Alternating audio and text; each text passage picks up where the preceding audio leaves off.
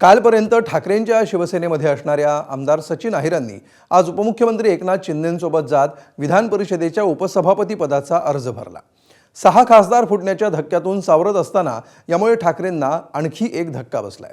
सचिन अहिर फुटल्यामुळे आदित्य ठाकरेंचा मतदारसंघ असणाऱ्या वरळीतील समीकरण बदलण्याची शक्यता आहे। त्यामुळे दोन्ही बाजूंनी आता जोरदार आरोप प्रत्यारोपांना सुरुवात झाली आहे।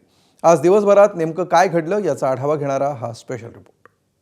6 मतदारसंघामध्ये काही लोक जाऊन आले, त्यांचं सचिन अहिर यांनी षटकार मारून स्वागत केलंय। काही लोकांनी जे आयुष्यात ते दगड उचललं नाही ते आता आम्हाला शिकवायला लागले तर कसं व्हायचं। तिथे मी त्यांच्याच मुलीला एनजीओचा जे काही कोटा असतो त्याच्यातून प्रभाग समिती दिलेली आहे, भावाला मी बीएससीची समिती दिलेली आहे, भारतीय कामगार सेनेत पद आहे, शिवसेनेत उपनेता पद आहे। मग अजून तुम्हाला काय पाहिजे? 2019ला राजकीय धर्मांतर केलं नसतं तर आता अशी लायकी राहिली नसती ना। शेवटी सचिन अहिरजी हा काय छोटा माणूस नाही। 6 फुटीर खासदारांच्या मतदारसंघाचा दौरा उरकून मुंबईत परतलेल्या ठाकरे पितापुत्रांना आज आणखी एक मोठा धक्का बसला। कालपर्यंत सोबत असलेले आमदार सचिन अहिर आज नाट्यमयरित्या विधान परिषदेच्या उपसभापती पदाचा अर्ज दाखल करताना दिसले। त्यांच्यासोबत मुख्यमंत्री देवेंद्र फडणवीस, उपमुख्यमंत्री एकनाथ शिंदे आणि महायुतीच्या इतर नेत्यांना पाहून सर्वांनाच आश्चर्याचा धक्का बसला। कालपर्यंत ठाकरेंचे शिलेदार अशी ओळख असणाऱ्या सचिन अहिरांनी आज उपसभापती पदाच्या निवडणुकीचा अर्ज भरला आणि लगेच ठाकरेंवर तोफा डागायलाही सुरुवात केली। एक लक्षात घ्या की मी पक्ष कुठचाही सोडलेला नाही। ते तांत्रिक मुद्द्याबद्दल आपण वेगळ्या व्यासपीठावरती आपण बोलू। खाजगीत जर तुम्ही अनेक लोकप्रतिनिधीला विचारलं तर ते तुमच्या सर्वांच्या लक्षात येईल। आणि मग असा नेता ज्यावेळी पुढाकार घेऊन एक जबाबदारी माझ्यासारख्या कार्यकर्त्याला देतो त्यावेळी तो विचार पुढे घेऊन जाण्याची जिद्द आणि दमक ही आमच्यामध्ये आणि आम्ही कामाने दाखवून दिलेलं आहे। आणि तुम्ही आता काय होतो, आता तो मला राजकीय आज थोडा जरा संयम ठेवायचा आहे। काही लोकांनी जे आयुष्यात ते दगड उचललं नाही ते आता आम्हाला शिकवायला लागले तर कसं व्हायचं।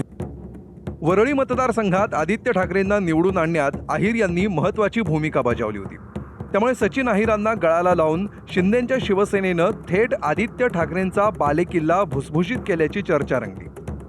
सचिन अहिर फुटल्याचा धक्का आणि हताशा आदित्य ठाकरेंनाही लपवता येत नव्हती। अरे ठीक आहे ना, काही फरक नाही पडत असले नसले तरी। म्हणजे सकाळी त्यांनी मला मेसेज पाठवले की उभे नाही राहणार, पण हे सगळे म्हणण्याच्या गोष्टी असतात। महत्त्वाची गोष्ट हीच आहे की कोणी कुठूनही उभं राहिलं। आपण पाहिलं ना, वाराणसीत पण 3दा एका उमेदवाराला मागे जावंच लागलं, ट्रेलिंग होतेच। तर सोबत असताना कौतुक आणि बाहेर पडल्यावर टीका या दुटप्पीपणावर बोट ठेवत सचिन अहिरांनी ठाकरेंना उत्तर दिलंय। काही टीका करतील, आरोप करतील, परंतु जोपर्यंत जसं शिंदे साहेबांनी सांगितलं की जोपर्यंत आम्ही बरोबर आहोत तोपर्यंत चांगले आहोत, आम्ही नाही आहोत तर मग ते कसे नालायक आहेत असा जो प्रयत्न काही लोकांच्याबद्दल होतो हे दुर्दैवी आहे। म्हणूनच मला असं वाटतं की ते एका वेगळ्या व्यासपीठावरती ती भूमिका निश्चितपणे मी मांडीन। विधान परिषदेच्या उपसभापती पदाचा अर्ज भरून झाल्यानंतर उपमुख्यमंत्री एकनाथ शिंदेंनी सचिन अहिरांसोबत पत्रकार परिषद घेतली।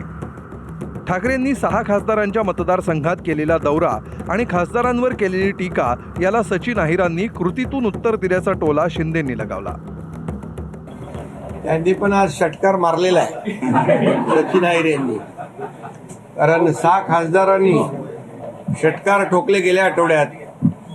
आता 6 मतदारसंघामध्ये काही लोक जाऊन आले, त्यांचं सचिन अहिर यांनी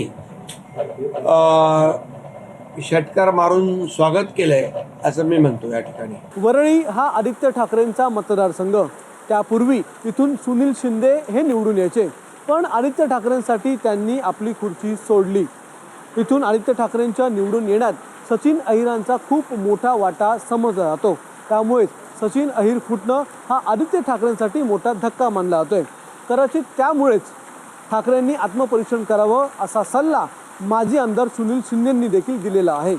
वरळीमध्ये एक तर हे आमच्या पक्षातले ओरिजिनल नव्हते, हे दुसऱ्या पक्षातनं आलेले होते। शरद पवारांच्या किचन कॅबिनेटमधले म्हणून त्यांना समजलं जायचं, ते त्यांचे नाही झाले तर आमच्या पक्षाशी कसे काय एकनिष्ठ राहू शकतात, आम्ही कसं त्यांच्यावरती कल्पना आली होती वरळीत असेल किंवा एकंदरीतच सगळं मला माहीत नाही, पण आमच्या वरिष्ठांनी याबद्दल आत्मपरीक्षण करायला पाहिजे होतं, कारण त्यांचे ज्या पद्धतीने चाललं होतं ते माझ्या लक्षात येत होतं। परंतु मी छोटा कार्यकर्ता असल्यामुळे भाष्य करू शकत नव्हतं. सचिन अहिरांच्या बंडखोरीचा ठाकरेंना फटका बसण्याचा अंदाज वर्तवला जात असतानाच अंबादास दानवेंनी जुन्या निकालाची आठवण करून दिली आहे. वरळीत आव्हान विव्हान निर्माण नाही होणार. वरळी शिवसेनेचे जे सुनील शिंदेनी सचिन अहिरांना पराभूत करून सुनील शिंदे निवडून आलेले तिथं, त्यामुळे आव्हान वगैरे काही नाही. आमदार देखील संपर्कात असल्याचं वारंवार दावा केला जातो. हे आता कोणाच्या आतमध्ये आपण जाणार नाही. आता सचिन भाऊ आहे, काल रात्रीपर्यंत आम्ही सोबत होतो. काल रात्री 9 वाजता आम्ही सोबत गेलो इथून दोघे. आता सकाळी त्यांनी असं केलं, त्याला काय करू शकतो. ठाकरेंचे 6 खासदार नुकतेच शिंदेंच्या पक्षात गेले. या ऑपरेशनमध्ये सचिन अहिरांनी एकनाथ शिंदेंना नेमकी काय मदत केली असा प्रश्नही आता निर्माण झालाय. त्याचं कारण म्हणजे अब्दुल सत्तारांची ही प्रतिक्रिया. सचिन अहिर साहेब हे ह्या पुऱ्या मुवमेंटमध्ये जे त्यांनी काम केलं, कदाचित ह्या सर्व कामाची एकनाथ शिंदे साहेबांनी दिलेली जबाबदारी त्यांनी पहिले पार पाडली असेल, म्हणून त्यांना उपाध्यक्षपद यावेळेस मिळालं असेल. बरं, अजून काय काय होणार आहे महाराष्ट्रात? अजून तर आता आमच्या साहेबांनी सांगितलं, हे तर टायटल आहे, अजून पिक्चर बाकी आहे. ठाकरेंना बसलेला हा धक्का बघून नितेश राणेंचा चेहरा खुलला नसता तरच नवल.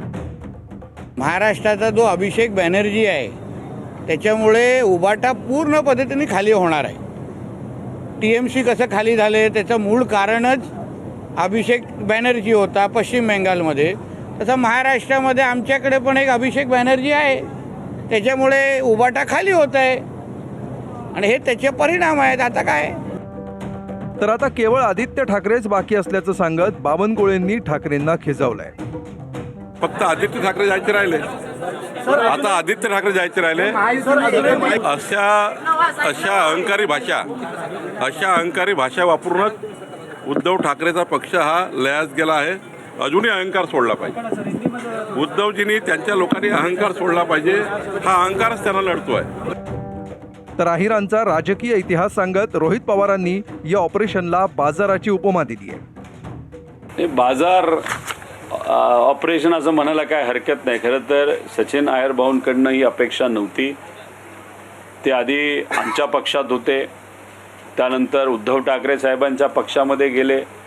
आत्ता तुमच्याकडनं कळतंय की ते आता एकनाथ शिंदेंकडे गेलेले आहेत. म्हणजे आपण कपडे बदलतो तसे जर विचार बदलायला लागलो, पक्ष बदलायला लागलो, तर लोकांनी विश्वास कोणावर ठेवायचा.